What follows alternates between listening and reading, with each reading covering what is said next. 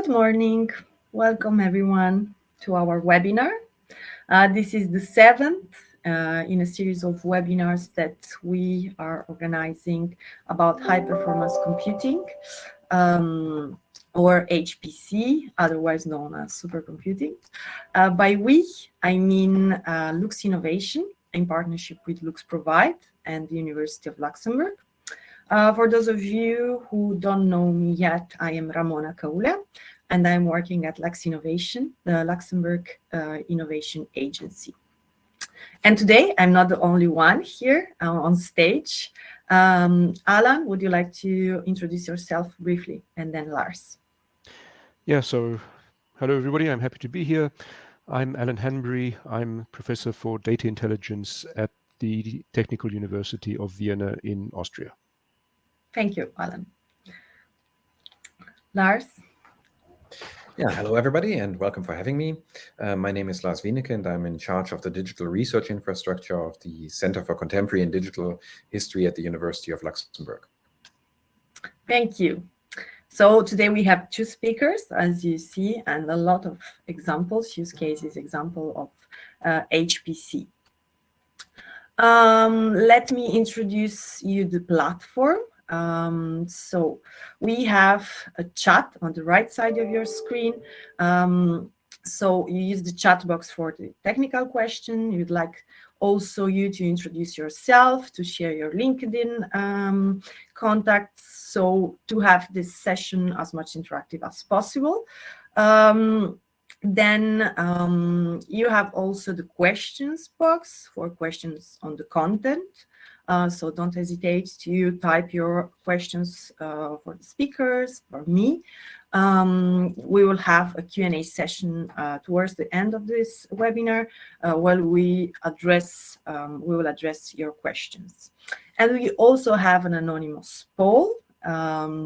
So don't hesitate to have a look at it and answer to the poll. This helps us to understand who you are and how you knew about this webinar, and what are your curiosities that we may address for the next webinars. So to read you the questions, I would like to know, how did you hear about the webinar? Through social media, through our emailing, through our website or newsletter, or any other sources.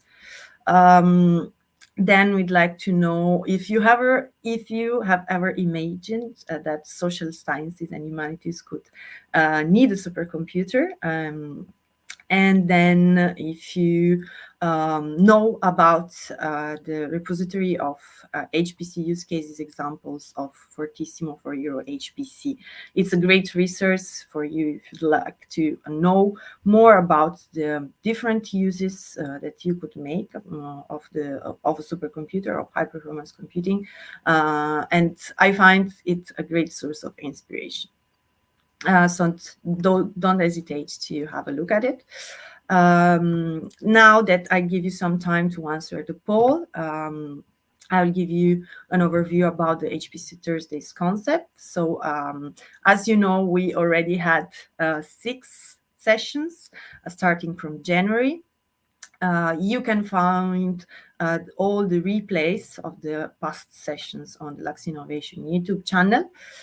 And today we will discuss about and have examples of supercomputing use in digital history, and one in public administration presented by our 2 speakers. We'll have the last session on the 5th of May, where we'll discover the Meluxina supercomputer. This huge supercomputer that we have here in Luxembourg, and that Lux Provide is the company who manages it. I will give you a presentation about it. If you're curious to know, don't hesitate to register to the last session of our webinars. Then we will have also an event upcoming. So the week after our last webinar, we'll have a supercomputing day event in Luxembourg at the Chamber of Commerce in Luxembourg City in the afternoon. We will have roundtables where testimonials of companies that used and are using supercomputing power will present you why they have chosen to go for it and what are the advantages for their businesses to use such a technology. So I invite you to check out the agenda and the speakers, and don't hesitate to register. This is a hybrid event. We will have in presence, the speakers in presence at the Chamber of Commerce, but it will be possible to follow and attend it also online.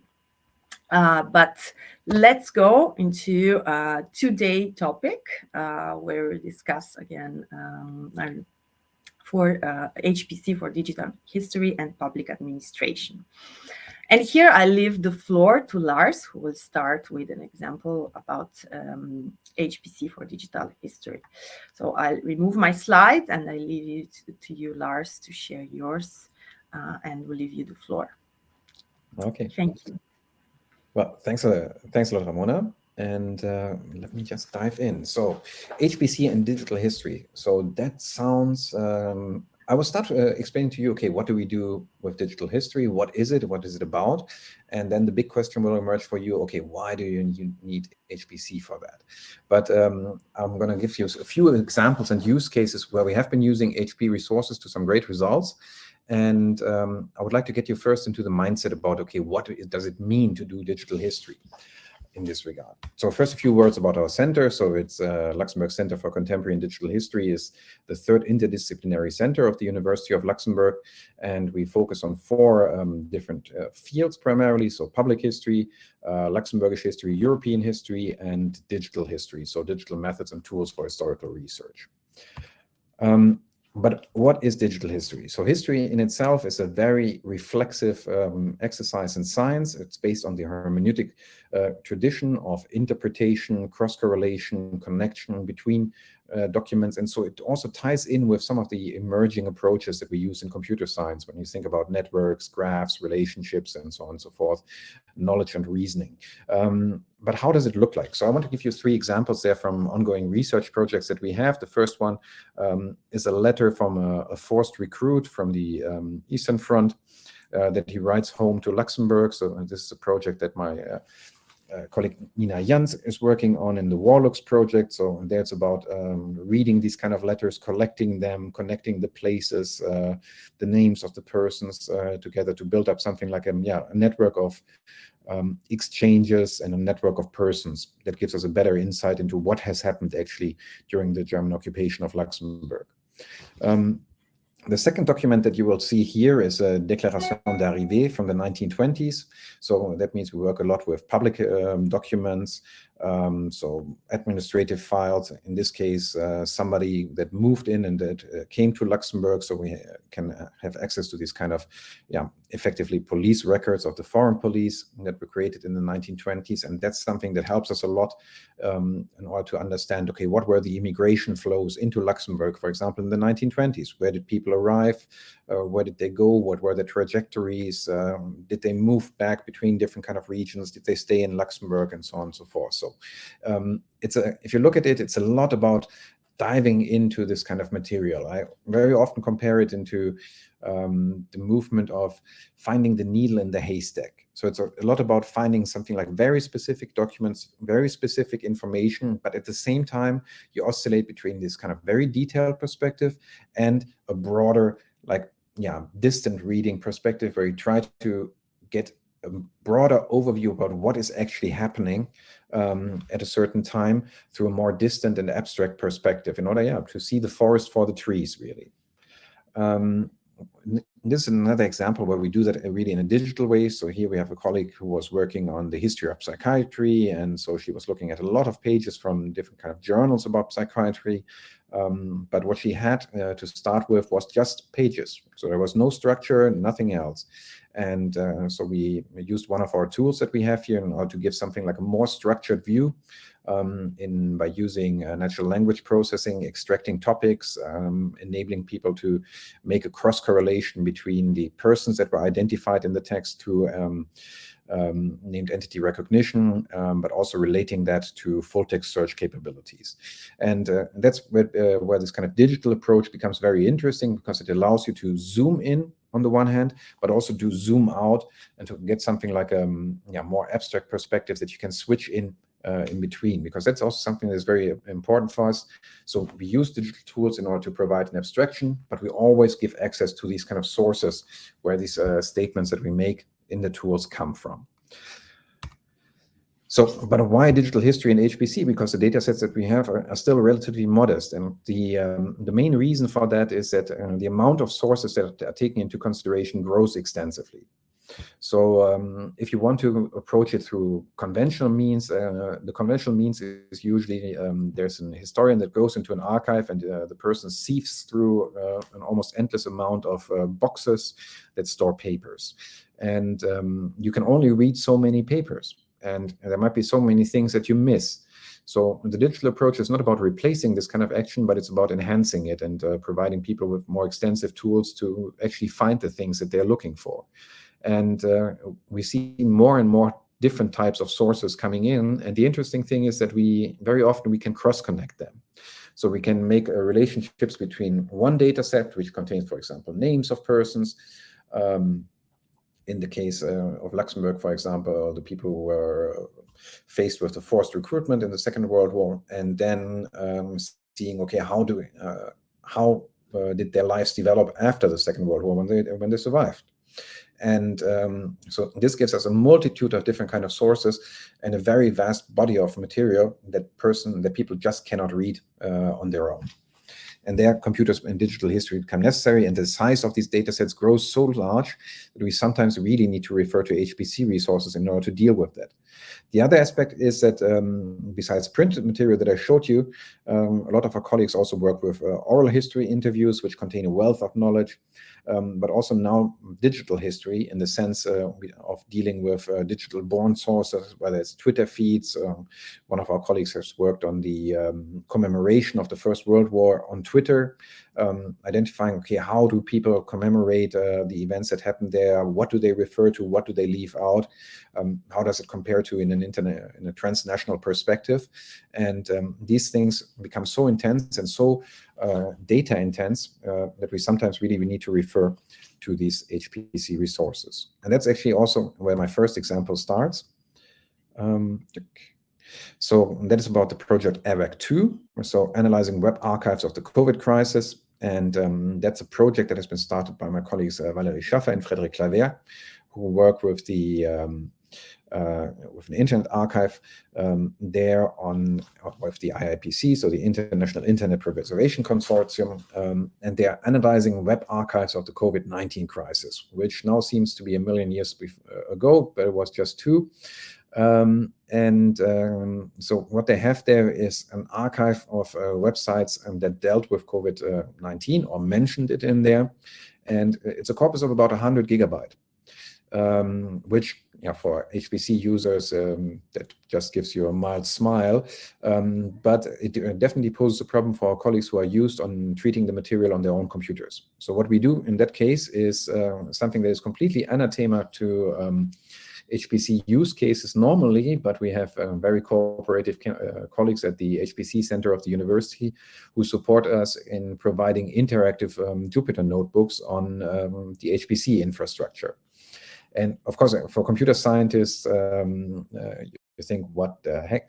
But the Jupyter notebooks are something like a very interesting tool for us because they allow our historians to make use of these facilities and allow them also to run large-scale analysis across their material that goes far beyond the capabilities of something like a desktop computer in that case. So it's nothing, it's not like simulating particles, but it is something like a very accessible way actually for our colleagues. And I just show you one of the Jupyter notebooks that the colleague has done.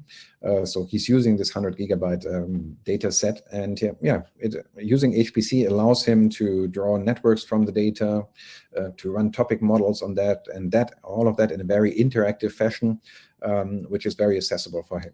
So this might not be rocket science in that sense, but it makes HPC resources there help us a lot in order to make this happen and make it accessible for our colleagues. The next example I'd like to show you is Espresso, so super resolution for halftone pictures. Okay, there I need to give you a little bit of background. So Espresso is based on the Impressor project. Impressor is media monitoring of the past. That was a collaborative project that we had with the EPFL in Lausanne, the University of Zurich, and the C2DH in Luxembourg. And it was funded by the Swiss National Science Foundation and supported by a lot of different kind of archives, newspapers in Switzerland and Luxembourg. So basically what the project does is that it gives you access to about 200 years of historical newspapers. So in there we have 76 newspapers with, I think, about 6 million pages that are accessible within this collection. And there I'd also like to thank our partners from the National Library of Luxembourg who give us access to the local newspapers, local existing newspapers and local past newspapers. And this vast collection of newspapers is something like a treasure trove for our colleagues from history, because newspapers are a very interesting source for historians, not so much in terms of the main lines of history of what has happened when, because that's what they know. But the interesting thing is also, okay, how did people react in this region to certain kind of world events? What was their perspective on something that was happening? And what did they report on? What did they leave out? And our task within the Impressor project was to build up something like an interface which allows a relatively easy exploration or an accessible exploration of this data. So, and that's what we did. And you can go to impressor-project.ch and you have access there to the application that allows you to access this collection of newspapers. When we look at the newspapers, of course, there's millions of things in there. But one interesting thing is also the depiction or the images that are presented there. And the interesting thing about the images is because it's scanned newspapers, so the newspaper pictures are not continuous tone pictures as we are used to, but they are dethered in a halftone within the halftone process. So you see that here a little bit. I probably should zoom in somehow to make it more visible, but you're seeing that basically the pictures are composed of these dots, and these dots distort the original image quality. So one of the things we were interested in was, okay, so we have about 3 million pictures within the Impressor corpus, but the quality is mostly not really good. And can we use deep learning approaches in order to change that and to make the quality of these pictures better? And for that, we work together with Dani Paista Silva and supported by Luis Leiva, who is his professor. And unfortunately, I deleted his name, so I have to, don't know how that got away, but I will add that later there. And so our two colleagues were very eager in using generative adversarial networks approaches in order to remove halftone screens and to calculate basically the original picture out of the halftone pictures. Of course, this is not there's not one solution to that, because the process of halftoning, so basically dissolving a continuous picture into single dots, doesn't create something that cannot be turned back to one picture and one picture only, because there's multiple options in there. And that's where deep learning approaches become very useful, because they actually allow us to create something like a very interesting reconstructions of what the original picture could have been. So that's what Danny and Luis were looking at in there. We actually ran the whole thing on the HPC of the University of Luxembourg.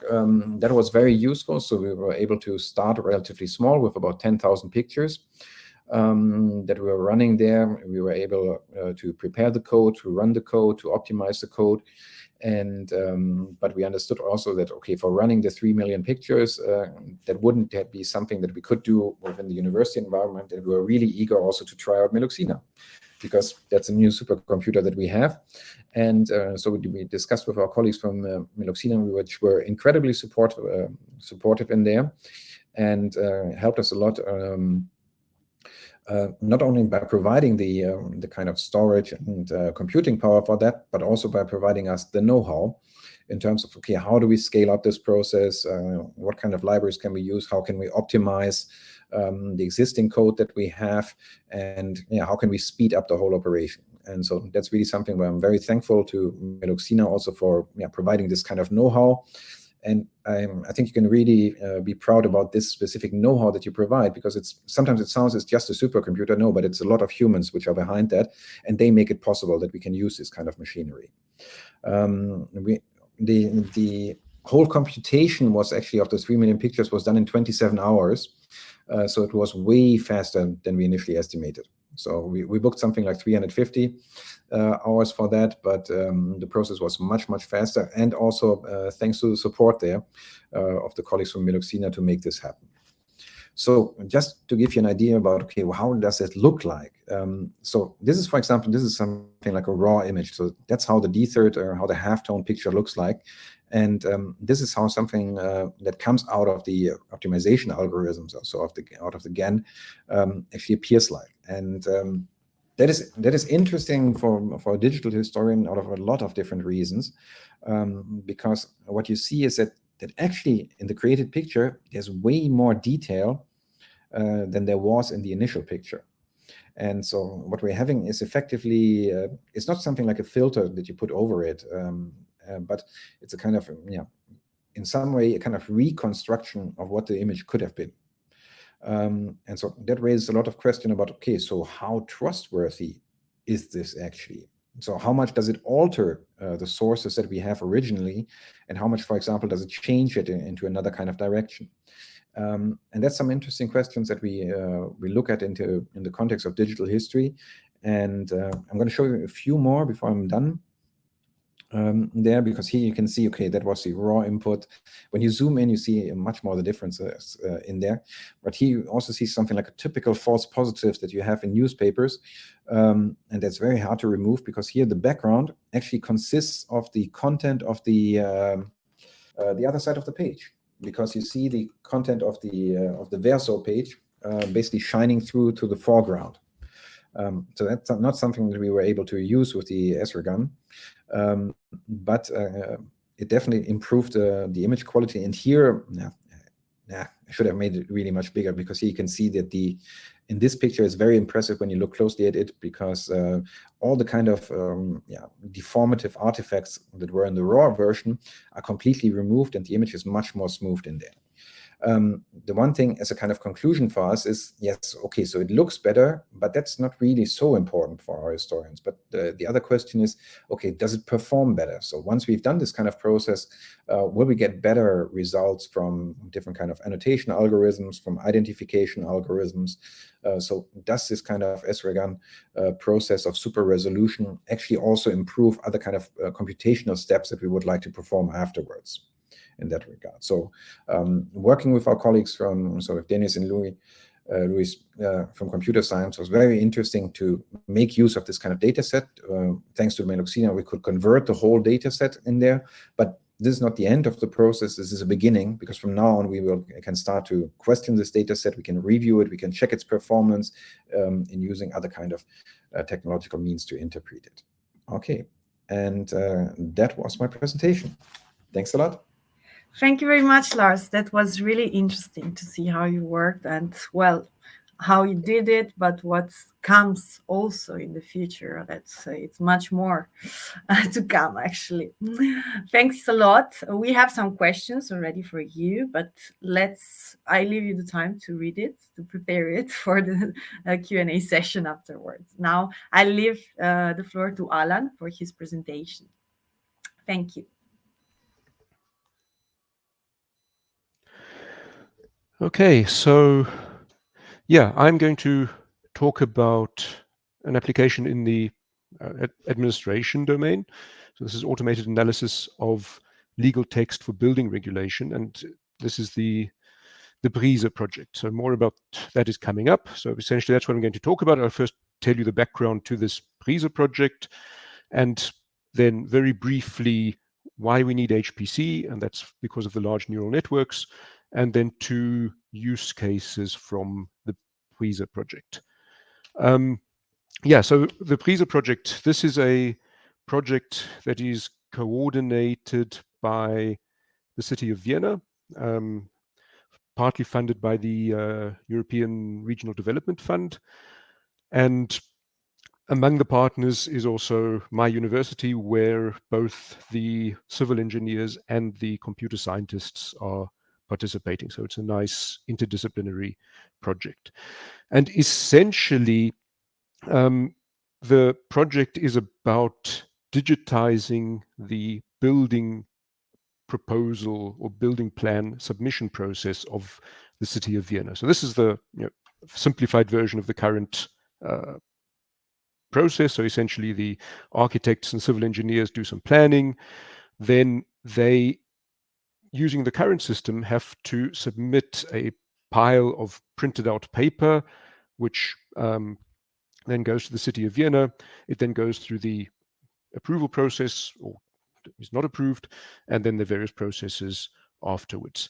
So you can already see that this is pretty inefficient, because the planning is often done by the architects and civil engineers in a 3D design software. So they have a 3D model of the buildings, but then in order to submit it, they have to convert this 3D model into two-dimensional slices or into two-dimensional maps, print them out, submit them to the city of Vienna, where they get scanned in again. But and then during the approval process, what the building inspectors have to do is they then have to reconstruct the 3D model from these 2D slices that were submitted as paper. So very inefficient. So the idea, the big idea behind the Preser project is to allow digital submission of the building plans. So essentially you would upload the file in a standardized format. This is the building information model, or BIM. And then the approval process would use these digital submissions, and this should make the approval process much more efficient. For example, through having the full 3D information about the proposed building, it should be possible to put in some automated checking routines that will highlight things that maybe don't fit the building code. So here, for example, this part of the building is built too far out into the street. So it would then highlight this and say, look, it doesn't satisfy this particular paragraph in the building code. And so an immediate information for the building inspector. Something that we have to consider is that the building code is quite complex. So essentially it consists of the building code, which is one document which describes the overall rules for buildings in the city of Vienna. And then there are about 1,500 documents of exceptions to the building code. So every region, like you see over here on the map of Vienna, is associated with a document like that over there, which essentially says, so in this area, buildings are only allowed to be so high, but the streets have to be so wide, and so the differences to the building code per area of Vienna. So this all has to be taken into account when a decision is made. But sometimes the building inspectors even have to take into account previous decisions of the court, so previous court cases where some decision was taken to court, and they have to take that into account in their decision. So quite a complex decision process. So the Preser project, part of it that is more the research part, is looking at how we can automate this rule checking to as much an extent as possible to support the building inspectors. So that's where artificial intelligence essentially comes into it, and one of the most successful applications, or let's say techniques for artificial intelligence, are deep neural networks. So very brief introduction to what they are. So essentially the neural networks are huge collections of calculators, essentially, for which there are parameters that need to be tuned so that the neural network does what it's supposed to do. So essentially a neural network has millions of parameters that are tuned.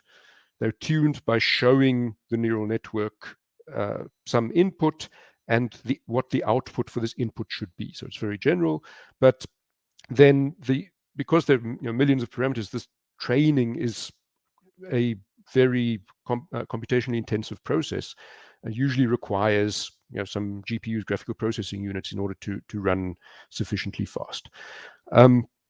And the neural networks have been very successful. So 2 examples of where they've been successful are firstly in object recognition. So you must probably have a neural network in your camera. So once they're running, they don't need so much computational power, but it's the training that really needs the power. But yeah, in your camera, for example, for face recognition, or maybe it can even recognize some other objects. That's one of the great success stories of neural networks. You might say, what does that have to do with administration? I will show you. And neural networks have also had a lot of success in natural language processing. So essentially getting the computer to understand natural language. So this is just some example of an automated clustering of English words based on Wikipedia. And you can see that if you zoom into some of these clusters, you see that it's put together the months over here, it's put together various academic disciplines over there, and ways of going somewhere. So this is a way of automatically understanding text to a certain extent. You can go much further than this, but that's one of the basic approaches. Okay, so that was the Preser project and the neural networks that we use behind it. Now I get on to the use cases. And the first use case actually has to do with image recognition and its signature detection. So this is a sort of intermediate use case, because something that the building inspectors currently have to do is, on this great big pile of paper that's submitted, there are various signatures that are required on various documents. So they have to go through the documents and check that the signature of the correct person is at the correct place on the correct document. So it would be much easier if they would just get a summary of, in these 1,000 pages, these are the pages where the signatures are, and those are the signatures that are there, because then they would have a summary and they could check much more rapidly. So you might be thinking, well, I was talking about digital submission. Why am I still talking about finding signatures on scanned PDFs? Well, the change is most probably not going to happen that quickly. So the city of Vienna will still have to keep the option open for a number of years to submit the application in paper form. And so they're also looking at speeding up the processing of the paper submissions. So essentially, well, recognizing signatures is quite challenging. So here are just some examples of why it's challenging. So sometimes you have handwritten text which is not a signature. Sometimes you have signatures with stamps over them. So essentially what you have to do to train the neural network is to provide a lot of examples where people have taken pages where there are signatures, marked the signature, so to say this is a signature, and then the neural network learns from that hand annotated data to automatically recognize what a signature is on a page and to mark it.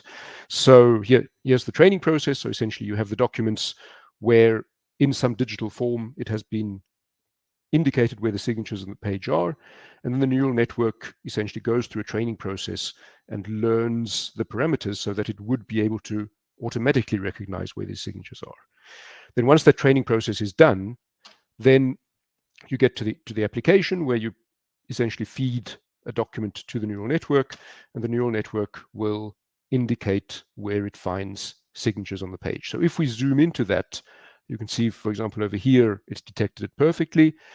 It's also detected over here that this is a date, it's not a signature, but then up here, it's made a mistake. So this is actually a signature which hasn't been detected. So this is also something that you need to take into account with this, that these networks do make mistakes. This can, of course, be improved through further training, but this needs to be taken into account. Okay, so that's the signature detection. So that's just an example of using neural networks for recognizing objects and images. In this case, the objects are the signatures. Now I'm going to move to the more important use case, which is the full digital submission process, and also then the legal text analysis. So here we go back to these 1,500 separate documents describing the rules per area. So if you want to automatically check something that's been submitted, it's pretty straightforward for somebody to sit down with the building code of Vienna and write down rules from the building code. So building height must be less than this, or so on. So that can be done. But with these 1,500 additional documents, it wouldn't be good use of people's time to have somebody sit down and go through all 1,500 documents and convert them into rules. So that's why we've decided here to look at doing this with natural language processing. So train a network and some rules on top of that to go through these documents and automatically extract the rules, which can then be used in the approval process. So essentially, the idea is there would be some text in the document. So this basically says on the area BB5, the building height can have a maximum of 7.5 meters. So what the natural language processing system should do is then see the sentence and convert it into some formal representation. So the users don't have to see this, but this is what goes on in the background, which essentially says, on the line BB5 on the map, it is forbidden that the height is greater than 7.5 meters. And then that's a rule that you can use for the automated checking. These rules are then also useful for searching for information.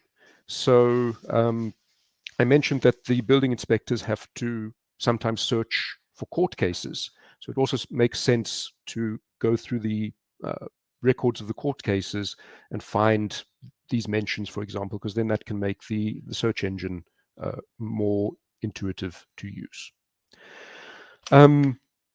Okay, but again, here, one of the big tasks before we can get the automated system to work is there has to be some training of the neural network.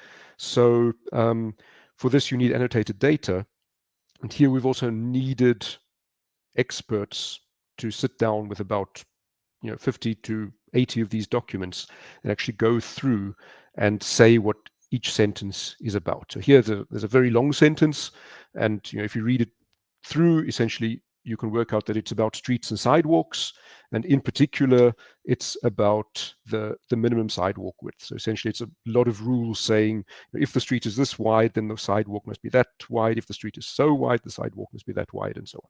So once you've worked out what the sentence is about, then it's more straightforward to actually extract the numbers and make a rule out of it. So the first step is actually to have people go through some of the documents, label what the sentences are about, and then we can use that for training the recognizer. Here we used some experts from the city of Vienna to do this, but we also made use of some civil engineering students and some law students, of course, paid them to do this, and they went through these documents and annotated what the sentences are about. That's just, we even made the annotation easy. So we put the sentences in an Excel, and it was pretty straightforward for the annotators to say what each sentence is about. So that was an example of using the HPC to enable artificial intelligence applications in the public administration. So the plan is that it should make the building application process much more efficient for the city. So at least the one part which is allowing the 3D submissions of 3D building plans, it's already pretty much guaranteed that this will make things more efficient. And then we also have this additional research on top where we're seeing to what extent we can then automate the checking process. And something that shouldn't be overlooked when implementing such artificial intelligence supported projects is the large amount of manual annotation that is needed. So there are techniques to reduce the manual annotation needed, but pretty much always it will be necessary for some people to sit down and annotate some documents so that there's something to train the network model from. And that is the end of my presentation. So thank you. Thank you, Allan. Thank you for your presentation. Actually, this was a great example, and thank you for accepting our invitation and to share it with us. We appreciate it. Now let's go to our Q&A session. I see that we have already some questions in the questions tab. So let's go with the first one, and don't hesitate to type other questions if you have them. Let's see the first one. I see Lars that already answered, but let's do a registration so everyone also afterwards can hear about it. So did you consider more classical approaches than deep learning for undoing the half toning? What were the outcomes of that? Lars, I think I see that you answered, but could you repeat, please? Yeah, I can just wrap it up. So we looked into other approaches, including filtering, for example, and they work well. But the main challenge was really you can optimize individual images quite easily with these approaches, and that's really fine. But a large scale transformation is pretty difficult because you need to look at individual pictures. And so in that case, deep learning approaches, the GAN approaches, so the generative adversarial networks, turned out to be something that was relatively accessible because it didn't require much intervention for individual pictures. That also it rings with what Allan has said. It doesn't mean that all the results are perfect, so they're far from it. So there's also some where it didn't quite work out. But the surprising thing was for us that most of them are pretty good. And that was the reason for us to actually go down the deep learning road to tackle the problem. Great, thank you. Thank you for the answer. I see there is a question also for Allan. Allan, did you also consider to use the, no, there is, I don't know this one for whom. Sorry, the question for Allan was 100 documents doesn't sound too bad. Have you actually checked whether it is faster to go through the whole natural language processing? Yeah, good question. So with 1,500 documents, you could actually sit somebody down and have them go through it, and it's feasible. But so we're also using this as a sort of use case for how easy would it be to do this in other domains of the city of Vienna. So of course, the city of Vienna doesn't only deal with the building code. There are a lot of other areas that they coordinate or administrate. And so firstly, we're just seeing how well we can get the natural language processing to work on a collection of documents that are large but not that large, with the idea that we could then look at transferring the way that we did this to other areas of the law. The other thing we have in our mind is, I mentioned that it's not only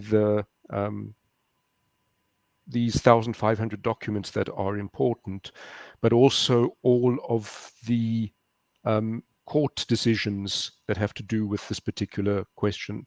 So here we also have the idea of applying the natural language processing to all of the court decisions having to do with the building code of Vienna, and being able to detect, in a much better way, which court decisions are related to which question. Great, thank you. Then there is a new question. Well, our attendee thanks you for the nice and interesting presentations and has a question for both of you.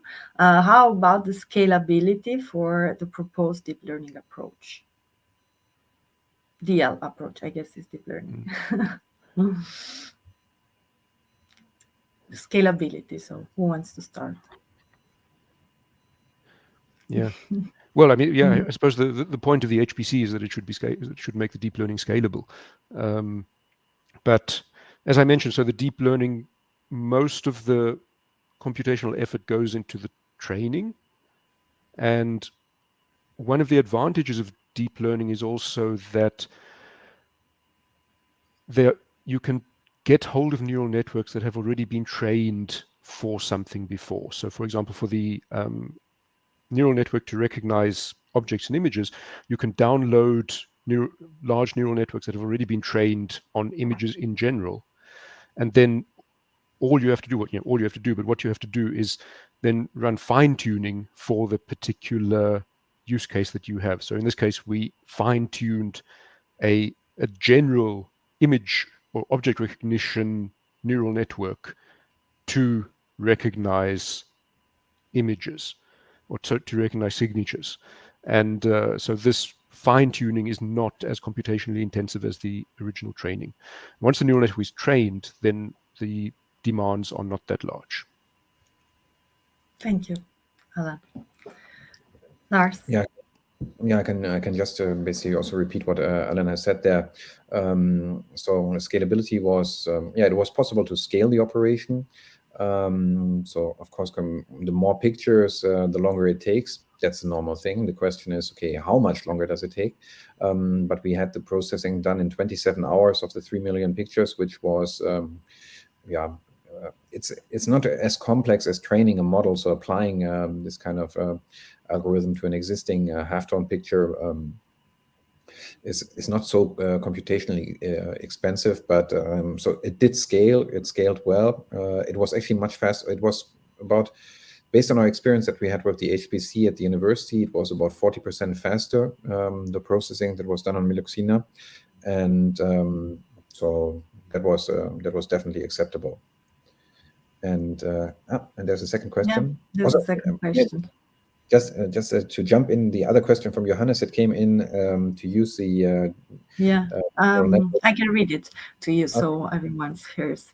Do you also consider to use the DNN to tune such filters instead of having them work directly on the pictures? That I can answer in general by saying it's not the end of the story. So we did the 3 million pictures. We used ESR GAN in order to do that, but that doesn't mean that we stop there. So we will also look at other kind of approaches. We will see, okay, can we get better results, for example, by using the deep neural networks combined with the filtering approaches. Again, that's also something that Allan has said and that rings with me. We benefit a lot from the existing work that other people have done. So we don't need to go down to basic research, but there was already an existing body of existing solutions for converting halftone pictures that we could optimize. And so the big advantage for us was really, okay, we can build on the state of the art and get some good results out of that. So that also means, okay, we could focus on the application and scaling of the operations rather than diving into the nature of image processing and so on and so forth, which is also fascinating. But for that, we didn't have the resource. But doesn't mean that we're not going to do it in the future. Great. Thank you. And there is another question more. Do the approach get sufficient generability for the test or unseen data? How it is estimated? I guess it's for both of you. Okay, yeah, that's a difficult question to give a simple answer to. Yeah, so the whole process of getting this set up goes more than just training the neural network. So there was also a lot of interdisciplinary work to do because essentially the building inspectors know in their minds what can be regulated by the building code, but it's not written down anyway. So we had to have lots of workshops with them where we essentially had to say to them, so what is regulated in the building code? And then they would start saying, okay, so it's building height, it's street width, it's pavement width, and we end up with a list of few 120 things or so that can be regulated by the building code. So that was the first step to actually having the classes that we needed to put the sentences into. And without that work, which was also a lot of work that had nothing to do with training neural networks yet, we couldn't do the next step, which was to put the sentence into a class. And then the next step, of course, was, so what is regulated most often by the building code? And then would make a list of 20 things from those 120 and say, so it's building height, it's street width, and so on. And then those are the ones that we concentrated on, because we know that occurs most often. And if we can solve that, then we've solved 80% of the problem. And then if we can also solve something that works for the remaining 20% for some of those, then that's also great. So there are a lot of things that go into the generalizability, but in general, for the 10 concepts that are regulated most often in the building code, we get, I think, close to 100% accuracy. Sounds great. Yeah, not much I can add. I mean, the main question is, so with all the things that we do there, so it's the question is, perfection is not something that we're going to achieve. The main question, okay, what is a good enough in this case? So I guess in the case of Allan's work is, okay, what is good enough for the users so that it provides something like a surplus value in their workflows, so that it actually speeds up their workflow in this regard. In our case, it's actually also complex in the sense about, okay, what is actually the benefit that you gain out of this compared to the untreated images. So it's I think it's a very good question, and it's very difficult to answer in that case. So I mean, from a purely conceptual and computational point of view, yes, it was generalizable. But then again, we didn't do any kind of extensive acceptance tests of the 3 million pictures yet. So we cannot say, okay, does it fulfill the expectations of our users in one way or the other? So that's not yet 100% clear in that regard. I hope that helps and that answers your question there. Thank you to both of you. I don't see any other questions, but I invite you to type. I invite the attendees to type the questions if they have any others. I'd like to thank you again, our guest speakers, for sharing your experiences and your examples, really interesting examples of HPC usage. And I invite you to follow our next webinar, even if it's the last one. And also invite you to attend our event. Let me conclude by introducing rapidly and sharing some information about the support services that are available for people who would like to know more or would like to use supercomputer infrastructure in Luxembourg. So there is the National Competence Center in HPC. We offer support to industry, doesn't matter the size, so from startup to SMEs to big companies, to academia researchers from both private or public organizations and public administration. We are the contact point for in Luxembourg for high-performance computing and high-performance data analytics. Who are the actors behind the National Competence Center in HPC? Well, there is Lux Innovation, the Luxembourg Innovation Agency, and we support companies to innovate, to set up R&D and innovation projects, and also we offer support to understand where HPC could be applied to your activities. There is Lux Provide. It's the company that manages the Meluxina supercomputer. They are focused on industries and SMEs. They speak the language of private companies, and they offer not just the access to the supercomputer, but as Lars you mentioned before, the support, so the competencies and the skills of people that work there and support the success and of your project. And we have also the University of Luxembourg with their infrastructure, mainly for the usage of researchers or for collaborative projects when it happens to be in collaboration with the private companies. But let's see the exact services that we offer. We offer business support to identify the opportunities, as I mentioned before, the opportunities where HPC could be applied to your activities to make them more efficient or to explore new possibilities. We offer the opportunity to and search for the funding opportunities, being national or European funding opportunities, and help you explore which one is the best fit for you. We help you search for partners if it's an European funding opportunity. Usually you need partners, so we can help you to search for them both in Luxembourg and abroad. And we help you write, or let's say we help you with the writing of and setting up of your research and development project. On the technical side, we offer the possibility to do feasibility studies and proof of concept. As I mentioned before, we offer the access and help facilitate access to the HPC resources available in Luxembourg or abroad.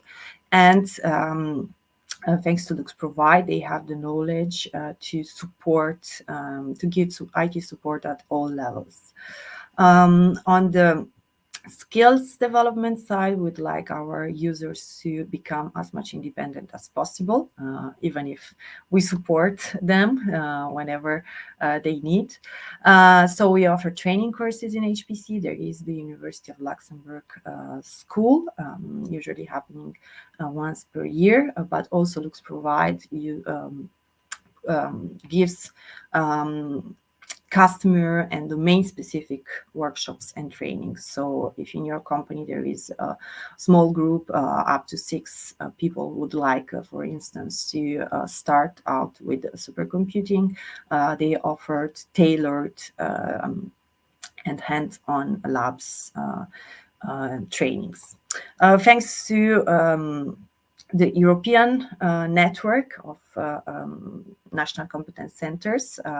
That's why we have here from Austria, Allan. Thanks to this network of national competence centers around Europe, we have the possibility to reach out to other European HPC initiatives and to search for collaborators internationally. So Lux Innovation is your contact point. So I invite you to contact me if you are curious to know more about the supercomputers world and to know more about the services of LuxProvide or the research domains of the university for which you could collaborate with. I invite you to not forget about the next sessions. So the 5th of May, in 2 weeks, we'll have our last webinar about Meluxina. Here, the guys from the experts, HPC experts from LuxProvide, so the company that manages Meluxina supercomputer, will be presenting, introducing you to Meluxina, how it's structures, their security measures, for instance. It's something, a topic important for private companies who would like to use Meluxina, which is open for commercial use. It's important feature, let's say, that's it's quite unique. So it's open for pay-per-use mode. They will also speak about the support services that they usually provide to people who would like to use Meluxina. And not to forget about our Supercomputing Day in Luxembourg. We have nice keynote speakers coming from Jülich Supercomputing Center. We have presentation from Euro HPC Joint Undertaking Executive Director. And also we have a presentation of the mapping and trends and opportunities of HPC in Luxembourg and in Europe.